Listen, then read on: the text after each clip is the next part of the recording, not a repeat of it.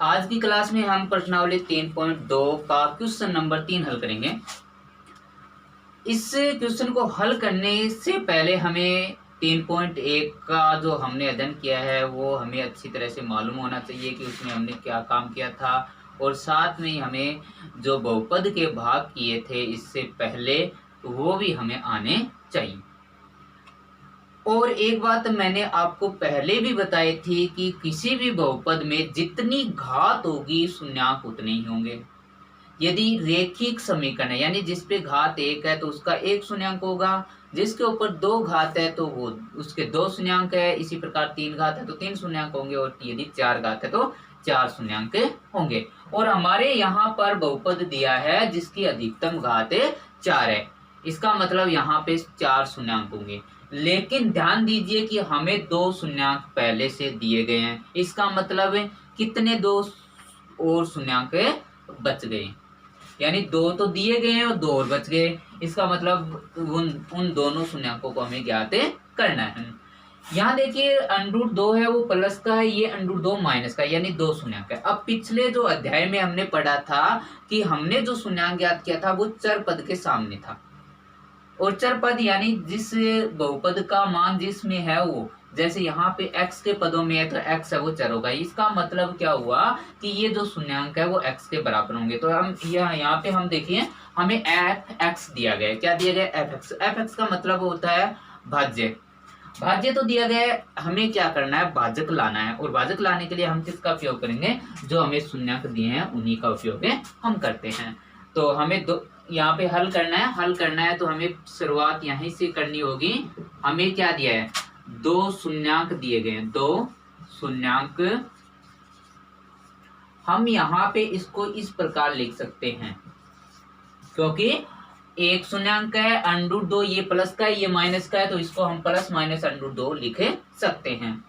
अब जो शून्याङ्क है इससे हमें एक गुणनखंड ज्ञात करना होगा। जो गुणनखंड आएगा वो ही हमारा क्या कहलाएगा? भाज्यक कहलाएगा। तो भाज्यक कहलाएगा तो यहाँ पे लिखेंगे अतः गुणनखंड, अतः एक गुणनखंड। जो प्रक्रिया हमने 3.1 में की थी उसकी जस्ट उल्टी है। यहाँ पे x इक्वल टू हमें प्लस माइनस √2 लेना होगा। अब देखिए यहाँ से ध्यान से, यदि हम इस √ को हटा देते हैं तो हमारे पास यहाँ पे क्या हो जाएगा? वर्ग हो जाएगा। या दूसरी बात हम यह भी बोल सकते हैं कि जो भी हमारे पास पद है उनका वर्ग करने पर, तो यदि x का वर्ग करेंगे तो x² होगा, और √2 का वर्ग करोगे तो √2 का वर्ग 2 होगा। अब ध्यान दीजिए ये 2 यहाँ पे प्लस है, इसका पक्षांतरण करने पर इसका मान माइनस में होगा, यानी हमारे पास क्या प्राप्त हुआ? x² - 2। ये हमारा पहला गुणनखंड है। इस गुणनखंड को हम क्या मानेंगे? हम इस गुणनखंड को भाजक मानेंगे, और भाजक का जो fx यानी भाज्य है उसके अंदर भाग देंगे। तो भाग प्रक्रिया हमें पता होनी चाहिए, किस प्रकार से हमने भाग दिया। हमें ये चिन्ह लेना है जिसके अंदर हमें भाज्य लिखना है। तो अंदर भाज्य कितना है? 2x⁴ minus 3x³ minus 3x² plus 6x और माइनस का 2, और हमारा जो भाजक है वो है x² - 2, जो ये प्राप्त हुआ इसे लेना है। अब देखिए पहला पद है, पहले पद में पहले पद का ही भाग देना है, जैसे कि हमने समझा था। तो 2x⁴ में x² का, यहाँ पे अलग से हम करके देखते हैं कि 2x में यदि हम x² का भाग देते हैं तो ध्यान दीजिए 2 का हमारे पास 2 रहेगा, x⁴ में x⁴ का भाग देने पर x² प्राप्त होगा, क्योंकि आधार समान होने पर यदि भाग का निशान है तो घातें घटे जाती हैं। तो हमारा आंसर प्राप्त हुआ 2x²। इसे हम यहाँ लिख सकते हैं 2x²। इस 2x² को इन दोनों पदों से गुणा करना है और इस बहुपद के नीचे लिख देना है। तो चलिए गुणा करते हैं। x² को 2x² से गुणा करने पर आपको बताया गया है कि पहला पद है वो गुणा करने पर पहले पद के समान प्राप्त होगा, यानी यहाँ पे हमारा प्राप्त होगा 2x⁴। आगे देखिए 2x के स्क्वायर को -2 से गुणा, यानी दोनों पदों से गुणा करना है। तो 2x स्क्वायर को -2 से गुणा करने पर -2 दूनी 4x के स्क्वायर। यहाँ पे देखिए x के स्क्वायर है तो इस क्यूब के नीचे न लिखकर हमें क्या करना है, यहाँ पे लिखना है -4x की स्क्वायर, यानी जितनी घात है उसी घात के ऊपर। अब हम यहाँ देखिए यहाँ निशान बदलते हैं, जो प्लस है वो माइनस, माइनस है वो प्लस। अब देखिए ये पहला मान 1 + 1 - है, इक्वल है तो दोनों कट।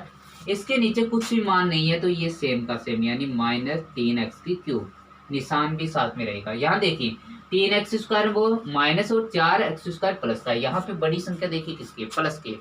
कितनी अधिक है, 1 अधिक है, क्योंकि 3 है वो माइनस का, 4 प्लस का, तो यानी 1 अधिक है तो +1x स्क्वायर, और 1x स्क्वायर को x स्क्वायर ही लिखते हैं। इन दोनों पदों के नीचे कुछ भी मान नहीं है तो यहाँ पे हम लिखेंगे 6x - 2।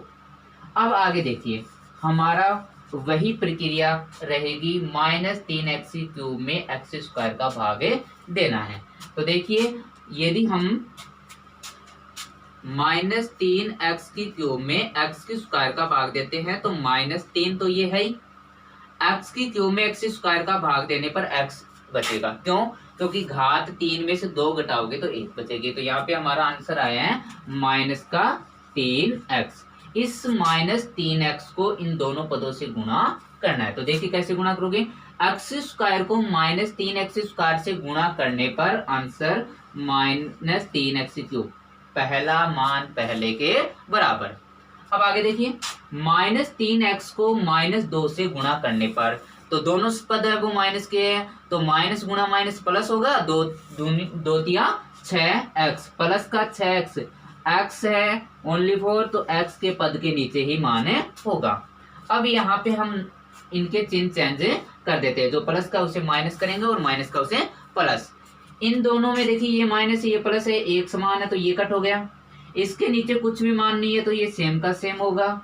यहाँ पे देखिए 6x प्लस का 6x माइनस का ये भी कट हो गया। इसके नीचे कुछ भी नहीं है तो -2। अब आगे देखिए x स्क्वायर में x स्क्वायर का भाग देने पर, बताइए x स्क्वायर में सेम संख्या है, 2 में 2 का भाग देने पर 1 प्राप्त होगा, 10 में 10 का भाग देने पर 1 प्राप्त होगा। तो उसी प्रकार x के स्क्वायर में x स्क्वायर का भाग देने पर 1 प्राप्त होगा, और 1 किसका होगा, प्लस का, क्योंकि ये दोनों पद प्लस के हैं। अब देखिए 1 को x स्क्वायर से गुणा किया x स्क्वायर, और 1 को -2 से गुणा किया -2। यहाँ पे देखिए ये माइनस ये प्लस, ये इक्वल कट ये इक्वल कट, यानी यहाँ पे सेंसफुल कितना हो गया, 0। अब देखिए एक गुणनखंड था हमारा x स्क्वायर -2, भाग देने पर दूसरा जो गुणनखंड प्राप्त हुआ है वो प्राप्त हुआ है कितना, 2x स्क्वायर -3x प्लस 1। तो यहाँ भी ये दूसरा गुणनखंड हो गया हमारा। यहाँ पे लिखते हैं हम दूसरा गुणनखंड,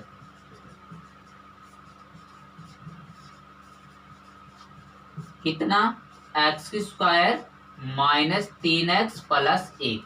अब ध्यान दीजिए, सॉरी 2x स्क्वायर। अब ध्यान दीजिए कि हमने जो 3.1 में काम किया था सेम का सेम हमें यहाँ पे काम करना है, यानी शून्यांक ज्ञात करने हैं। और यदि शून्यांक ज्ञात करने हैं तो इसके बराबर में क्या रखोगे, 0। वही कंडीशन, 2x स्क्वायर को 1 से गुणा करने पर 2x स्क्वायर, बीच वाला पद है माइनस का 3x, इसके 2 टुकड़े करने हैं, और -3x के ऐसे 2 टुकड़े करने हैं कि यदि उनको गुणा किया जाए तो 2x स्क्वायर मान प्राप्त हो, और उन्हें वापस जोड़ा जाए तो -3x प्राप्त हो।